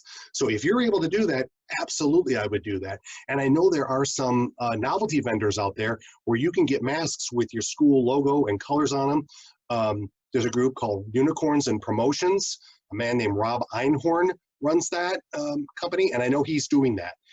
And that there's other things that you could possibly get from them, maybe gloves in your school colors so that people will feel comfortable. I think when we first get back on campus, we got to be cautious. We got to provide comfort, help people to feel secure being back with other people. So when that time comes, whenever that is for your school, be prepared for that and go slow. Go slow, we want to come back with a big bang, but we've got to get people to re-engage and reintegrate because there's still a lot of fear. Most people probably know someone who has gotten sick or even passed away. A good friend of mine from college, just 4 months older than me, passed away at the end of March. And it causes me to be like, when I was at the store last night, I'm like, a little bit of concern because I've been touched by it personally. A little bit of a shift here. How do we encourage advisors to stick with their clubs and organizations even while they're meeting and doing activities online? Well, advisors, hopefully you have some ideas on that, but I would say for the students, make sure you invite them and encourage them to participate. But do realize they are going through the same thing you are. Not only are they having to do their job online from their house, but if they have children and they're still in school, they're having to help them do their schoolwork. They're having to be teachers. They're having to do a lot of other things that they didn't have to do before. Plus now you're in close quarters with other people who you're used to having that 7, 8, 9, 10-hour break every day where you can go off to work. Nope, you're all together. So be cognizant, be aware that they are going through some of these same things, but invite them to come and participate. I mentioned to you that there was the group I was participating in last week, that there were some advisors who were like, should we even be doing activities right now? And I think, again, that has to be a personal thing. You have to see, is this something our students want to do? Like the coaching session I just did, we actually set it up back in the beginning of April, but the student life director said, you know what, they're just overwhelmed with class and stuff. We're gonna have to wait till classes are done. Fine, be accommodating. Be as accommodating as you can and encourage your advisors to still participate as much as they can in the meetings, the activities. Remember what I said earlier, advisors, you're the glue. You hold the organization together in a lot of ways from year to year. So whatever you can do to help participate in that is something that's going to be very beneficial for your students. So great questions. And a lot of these came in along with your registration. This was a great question. And as someone who is not an on-campus professional, but I am a higher ed professional. I was curious about this question. I'd love to hear from some of you who are staff on campuses to answer this person's question. I like to learn and become a stronger professional. How do I do this in a virtual world? Definitely webinars and events. I'm seeing a lot of people that I know in these different webinars and events that I'm participating in, campuses that I've been to, people I know from conferences. And so take advantage of this time to do your professional development, your own personal development. And it doesn't necessarily have to be related to your job. Now, you're saying about being a stronger professional. I get that. But if you can add certain skills to and things to your skill set, that may help also make you a stronger professional. There are groups for you online. I shared some earlier. I would look at those groups that they are doing webinars and they're doing events, and they're doing a lot of things outside of the programming realm. They're doing self-care programs. They're doing virtual yoga events. They're doing classes where you can help with some of your professional development. So I think that these are some things. Interact with other people who are in the world that you're in. So wherever you are as a professional, whether you're a student government advisor or a staff person or you're a professor or all of the above, find other people who are doing what you're doing. The great thing right now is everybody's at home, so you can interact with people all over the world. Whereas before you would maybe only be interacting people within your own community, that circle of people that you can interact with personally. Now you can interact with people everywhere. We had some people on this call from Egypt, so that's great. We have people all over the place. So those would be some ideas that I have for you in terms of that. And again, anybody wants to weigh in the chat room, I encourage you to do that to help this person. Yep, got a question coming from Dia? Yeah. Tara, how do we improve communication with our advisor? Again, the challenge here is because you don't have the ability to just go to their office and step in like you might when you were on campus. So I think you have to meet them where they are. Email, texting, seeing what's going on in their world, inviting them to participate with your activities and events in your meetings, whatever it is you're doing right now. If it's I want to say maybe a department club or a club focused on a major or on a career. Like I know we had some accountancy people here that you would want to get focused on those types of things where they can help from a career development type of thing. Weekly phone appointments would be a good thing. That, having a weekly meeting, if you're an officer of an organization with your advisor, I think is a good idea, even if it's just for 5-10 minutes, whether you're on campus or not, so that they can check in with you. You can check in with them, see what ideas they have, ask any questions that you have. The advisors, to me, I always treasured my advisors when I was the district administrator for Circle K, and I reached out to them and tried to be engaged with them so that they knew they were not alone, and that there were other people that I could connect them with other advisors who might be able to help them with problems and issues they might be having on their campus. So I think if you treat your advisor that way, I know in some cases you inherit an advisor and maybe it's not always the strongest relationship, but I think you can build that, and it needs to come possibly from your side and see if you can bring them into the things that you're doing. Monique says that they have a Monique is sharing that they do a morning coffee chat, and I'm assuming that's over Zoom or some other platform. That's a great thing to do. I did that with some other speaker friends a couple of weeks ago, where we had coffee and I facilitated for about 2 hours, and people checked in and out whenever they could, and it was a great way to get together with them. So that might be something that you want to do, is just get together and talk over coffee.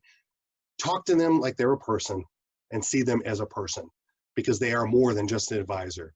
And they're going through stuff too, as I've mentioned. How do you teach new student government members to represent constituent interests? Many have never been in a leadership role before, and now they have to serve a specific group of students. Student government is one of my strong areas, and one of the things that I suggest is having them go out and talk to students. And of course, now we'd have to do it virtually, poll them, get their feedback, get their input. There's one school that I work with, whenever there is a proposal before student government, every member of the Senate has to go and talk to at least 50 students.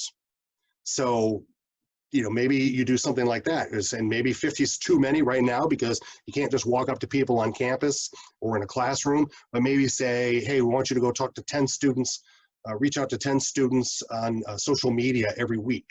And maybe even encouraging them to hold coffee chats or Facebook Live events where people can come and check in with them and talk with them so that they can get input and feedback from their constituents.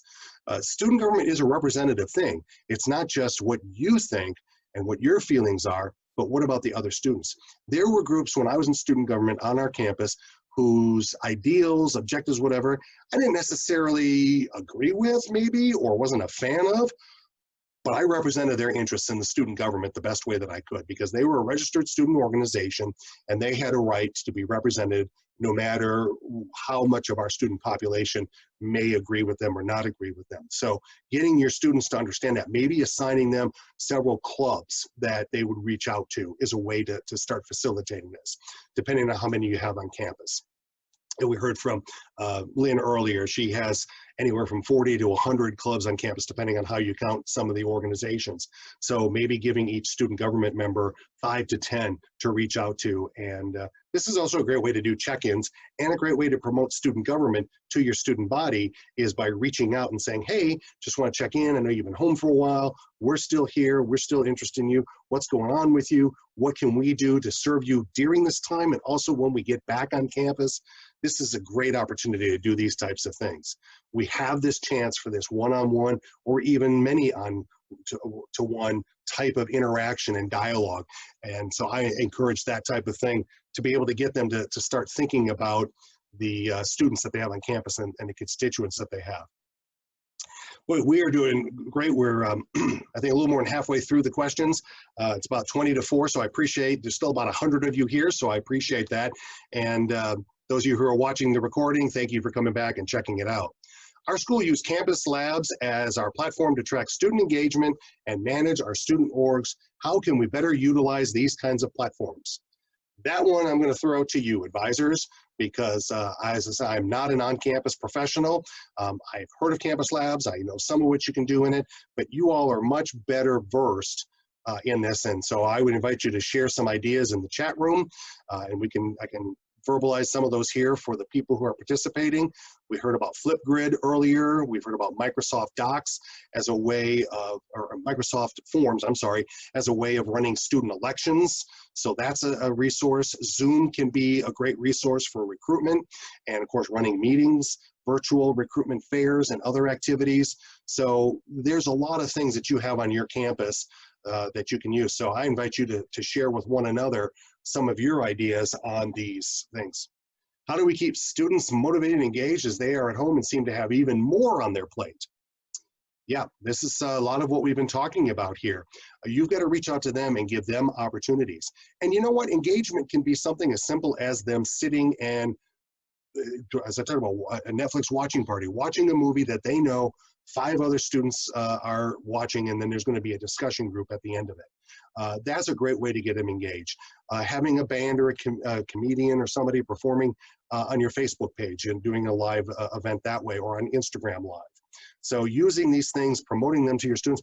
I'm seeing that there's been a lot of great engagement from schools, at least in some of the groups that I'm in, even better than what they had on campus, because part of it is because the students can't go anywhere, really, depending on where you are in lockdown right now. But also, it's accessible. They don't have to go to the campus to go to the event. They don't have to go across campus if you're at residence halls to get there. They don't have to do anything, but they can sit at home in their pajamas and watch these events. And so I think bringing things to them that they can passively participate in is another way to get them engaged. We always like to have that physical engagement or that enthusiastic engagement, which is great, but let's also see ways that we can keep them connected to the college or university. That's also going to help with your student retention rates down the road. That's going to be a very important thing here as we move forward, of students who have gotten disconnected from their school and whether or not they're going to continue their education at that particular institution. So I think doing things like that is a great way for you to do it. We've kind of talked about a lot of different ways of promoting and advertising clubs and organizations.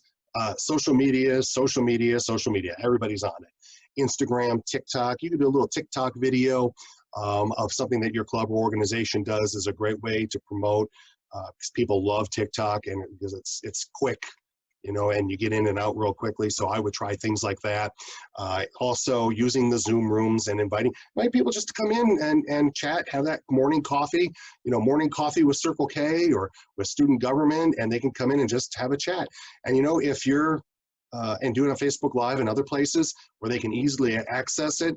And if nobody shows up, well, you just sit there and you have coffee and I guess look at things on your phone. But I think you'll get some people who will be engaged and who will come in, and you're probably going to meet some people that you never even knew from your campus. So being proactive is the important thing now. Somebody started, Monique's campus started an email called the Meet and Greet. They briefly described the event and access information. And then people are offering the same event at different times, Super. or even on the same day. So if you didn't see that in the chat or you couldn't quite hear Dia, Monique's school, Monique, you got a lot of great ideas. They are doing something called a newsletter called The Week Ahead with events that are coming up, and many of them are repeated at different times and on different days, and facilitated by other people, different people, so that way they can get more student participation. And this is a great thing. Now we can do this. It's possible that I will offer this session again, and if I do, I'll do it on a different day and probably later in the day, like 6 o'clock. I did that with a webinar I did last month and had a lot of participation around the second time because people just couldn't make it at the 2 o'clock time. So if you can offer, and then I did it live, and if you can offer the same material or the same activity or program and they can participate, then you're also building some synergy with their friends or other club members who might have participated in something at a different time, but it was the same thing, so they can share the experiences that they have with each other. This was a question that when I saw it, I was like, wow, I wonder if I shouldn't possibly reach out directly, but this might be something that other people are concerned with, so I thought let's answer it here. Student government vice president, and wondering what the limits of the position are. The best way to find that out is through the Constitution and bylaws. If you got the student government document, the listing of roles and responsibilities, you got some other ideas from other schools, but specifically for your campus, your Constitution and bylaws, and if you have any sort of policy code or standing rules, is going to share that. I think the student government vice president has a lot of involvement and a lot of control, so I don't know how many limitations there would be on that beyond getting into responsibilities that other people have. Now, getting into the second part of that, if you have concerns or ideas, your advisor would be the first person that I would start with, as well as your other executive board members, and share those concerns with them. If those concerns involve them, then you might have to go to an outside party like somebody higher up in the student affairs organization at your school, like the dean or an assistant or associate dean, somebody in an area of responsibility who would have some knowledge, working knowledge of student government and could possibly help answer those questions. If it comes to a point where you have to resign or leave that position, again, your bylaws or your Constitution will possibly spell that out. I have seen those procedures actually in bylaws for other organizations. The typical way is to write some sort of a letter and submit that to the, in your case, probably the president of SGA. My suggestion would be is don't burn any bridges. It doesn't have to be a place to air a bunch of dirty laundry if that's what's going on.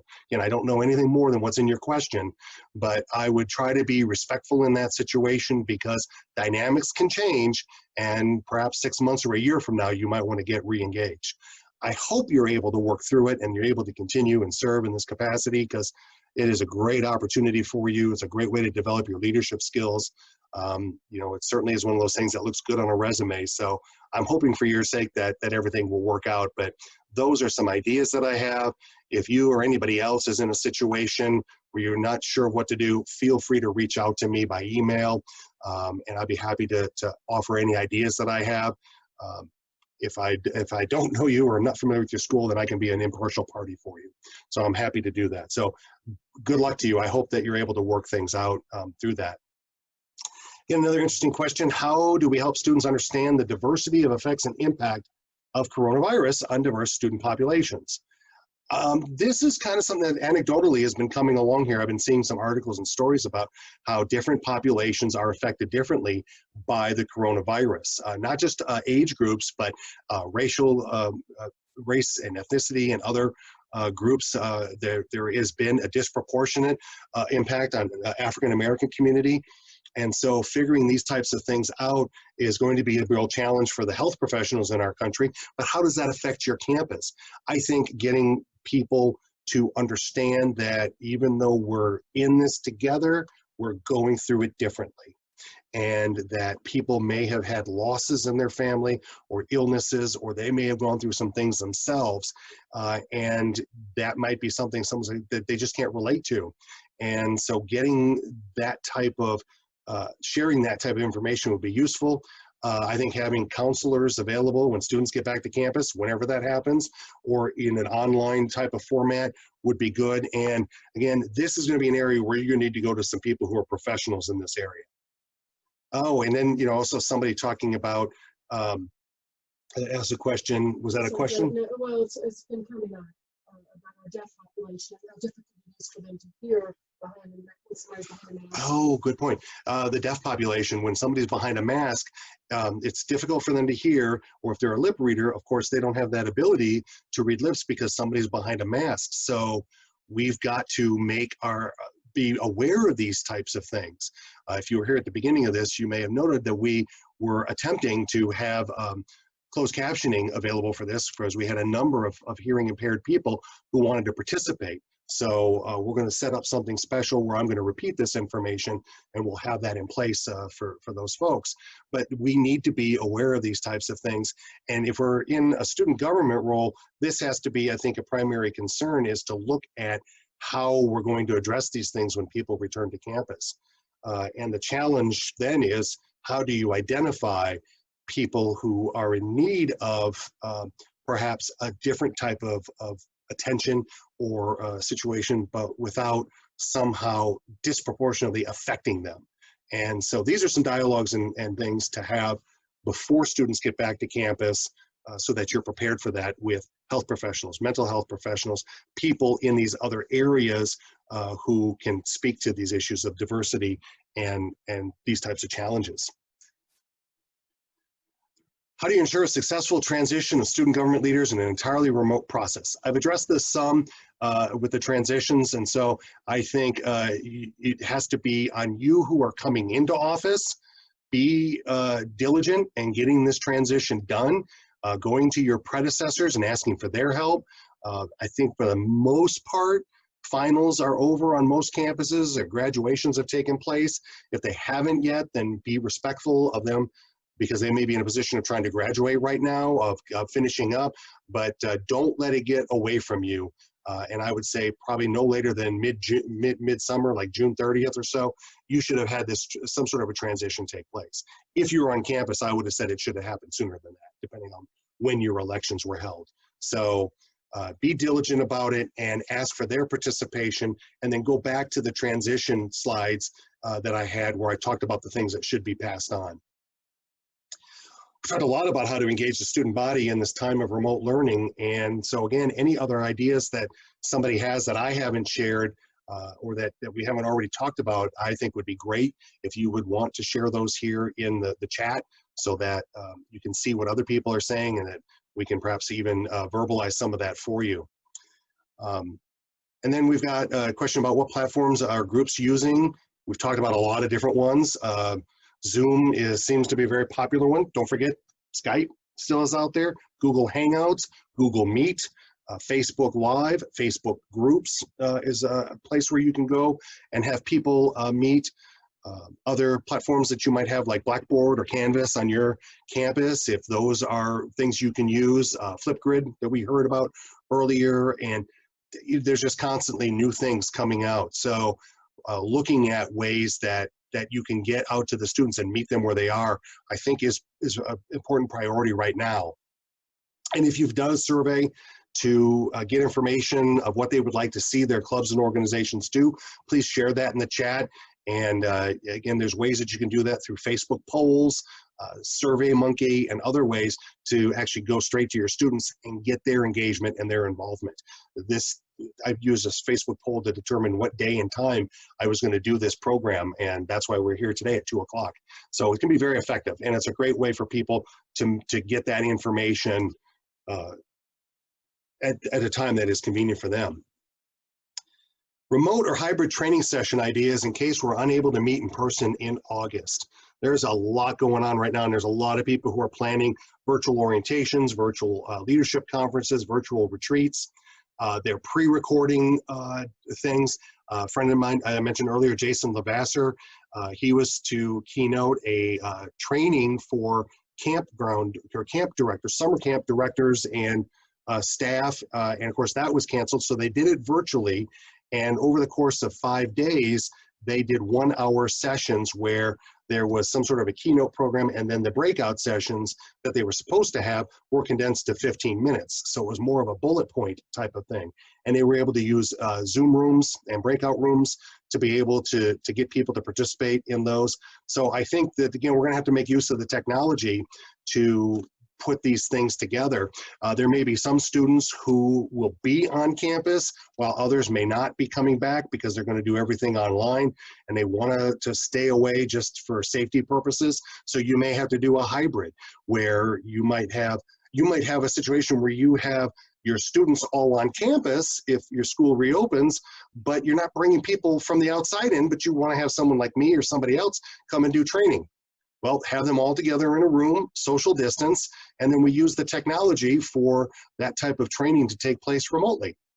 So again, let's be creative in how we use these things and always ask, can you do this? Can you do that? There are some of my sessions that would not work at all in a virtual platform. There are some that are perfect for the virtual situation. And so those are some of the things that I've been doing for schools already. How do we ensure our clubs are staying active? Any tips on how to recruit new members? We've shared a lot on this and we've heard some great ideas from people. This is a chance for you to go out and reach out to people and let them know that your group exists on campus and you'd like to have them as a member. So take advantage of the social media opportunities, Facebook groups. Doing Facebook Live is great because you get that notification that says Dave Kelly is live right now, and they can check in on a Facebook Live. So using those types of things are vehicles that I would suggest. And I believe this is our last pre-submitted question. And this is, again, one that I can't really speak to, but someone asked it and said they would appreciate hearing thoughts from other campuses about the modality for student clubs and organizations. So if you're able to comment on that, and even if you'd like to unmute to comment on that, we'd be happy to let you do that. We're at 5 minutes to 4, so want to, again, be respectful of your time. Appreciate it. We still have about 75 people here in the room, and be respectful of that, but still get a chance for these questions to be answered. So if you have any thoughts about that and you want to share that in the group, that would be great. Also, I will post some of these questions in the various Facebook groups that I moderate that I mentioned earlier and give people a chance to comment on those. So please do go and join those groups. And if a group of you out there starts a group and you want to have some of these questions posed, I'd be happy to share those with you, or you can get them from the slide handout that we're going to make available after this session. So did we get any responses on that? Continuing to meet once every 3 weeks throughout the summer, and they're planning events that they'll be breaking out in the fall already. And so someone did comment that their campus organizations are meeting at least once every 3 weeks over the course of the summer. I'm assuming that's doing it virtually, and that they're preparing to break out their activities and events in the fall when they get back to campus. If they already know they're going back to campus or not, but and if not back on campus, then finding a way to do those virtually. So great, appreciate that feedback. Any other questions that anybody has? I'm happy to answer them. I'll stay here for another 3.5 minutes till 4 o'clock Eastern time. But I appreciate all of you that have been here today. Thank you for supporting this, and look forward to any comments that you might have. Any other topics that you would be interested in me doing. I'm enjoying this. This is great for my process of developing my ideas and programs more and growing as a leader myself. Sid, I'm going to turn you out. Okay. Go for it, Sid. Go ahead, Sid. Hey Dave, how are you? Thanks for having Doing me. great. Yeah, thanks for being here. Of course. I am the interim president of my school's STEM club, and we're a small community college with a high turnover rate. So right now we're going through a little bit of restructuring for the club just to make it a little better prepared for the future. I was curious on what thoughts you had about considerations we need to make when rebuilding a student organization from the ground up. You know, I did that myself. My Circle K club was inactive when I got to school. And Oh, no so I had to, what's that? No kidding. Yeah, it was. So I had to do that. And so one of the things that I did was I went to the University of Wisconsin, Oshkosh, at the real place, by the way. And I was from that area, and I knew a lot of students from other high schools because we'd all been in Key Club together, and Key Club is the high school level of Circle K. And so I went to them and I brought them into the organization and talked about rebuilding it. And the great thing there is we were able to set our own priorities and do new things, because in that case, it was literally totally dead when I got on campus. And the year before it had like 4 members, so it wasn't very active.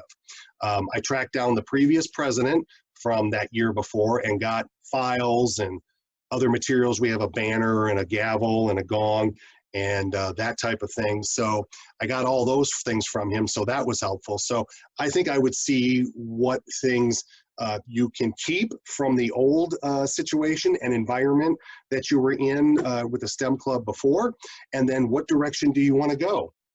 I think another thing to look for, do you have dual enrollment on your campus? Yes, we do. So getting those high schoolers interested is a big part of our recruitment strategy.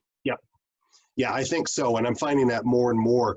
If they're able to be part of the organization, depends, some schools allow it, some schools don't, but if yours does, that is a great resource for you.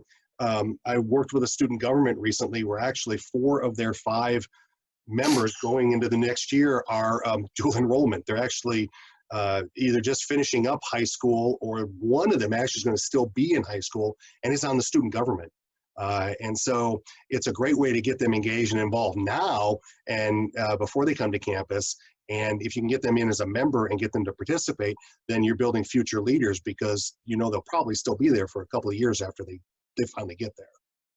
All righty. Thank you so much, Dave. Thanks for your questions, Ed. I appreciate it. Thanks for being here today. Absolutely. You have a great day. You too. Thank you. All right, everyone, we are at 4 o'clock. So on the East Coast, I thank you all for being here and participating. So look forward to the recording coming to you. Also information about the handout. And I know there was another question that I promised I would get. Oh, who does the online trivia and bingo? I'll find that answer and get that out to you in the follow-up email. Hopefully that'll get out to you tonight or no later than tomorrow morning. Thank you all for being here and look forward to seeing you again sometime soon. Have a great day, everyone.